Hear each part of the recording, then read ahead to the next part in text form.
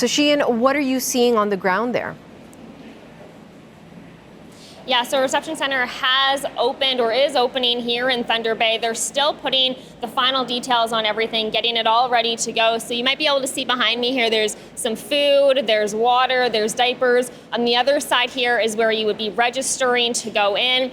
Then I'm told that if you keep walking down the hallway, there's cots and sleep accommodations, those types of things. There's also supposedly accommodations for pets as well. That's been a concern for people. And this is also a place where people can come when they fled their home to get more information and those types of things. So hopefully this provides a little bit of a relief, because we've been hearing from a lot of people who've had to flee their communities, ending up in Thunder Bay, not able to find a hotel room, having to sleep in their cars, or having to pitch a tent in a friend's yard, or having to stay in a trailer. So really hoping that this aids in at least a little bit of that.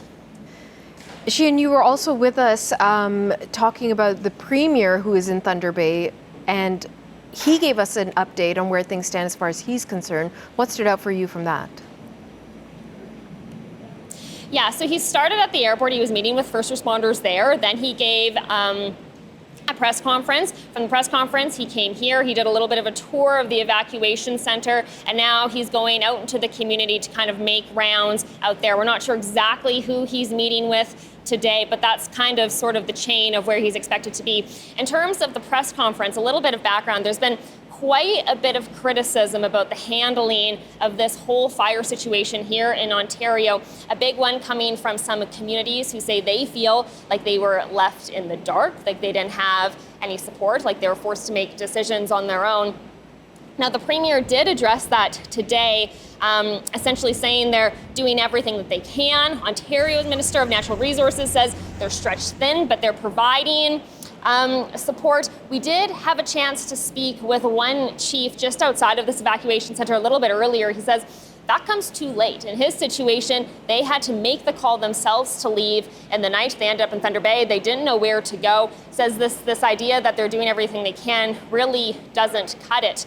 Now, Ford also gave an update on the fire situation. He said that there's roughly 190 fires burning in Ontario, 7 more than yesterday. More than 70 of those were not under control. And he did ask people, he was reminding them to not go back to their campsite. If you are evacuated, stay away, because going back can really hinder some of those firefighting efforts. Take a listen. Do not go to your campsites. Do not go back to your homes. If they're saying not to go back, don't go back. We will find you a place, a hotel room. We'll get you food. We'll make sure you're well taken care of. But what as they explained, when the water bombers go over and they see any citizens that aren't theirs, they won't drop the water. So it's critical that you move out of these areas. We saw a little bit of this firsthand yesterday, actually. There were roads that were blocked off, areas people weren't supposed to be going, people standing there trying to get them not to go through. But we saw several cars drive up, and the people in them were just so desperate to see the state of their property that they went through regardless. Now, we know that there have been about 10 communities evacuated. There's more communities on alert today as this fire situation continues, so they're told to be prepared to leave as quickly as possible if necessary. CBC's Sheehan Desjardins in Thunder Bay, Ontario. Thank you, Sheehan.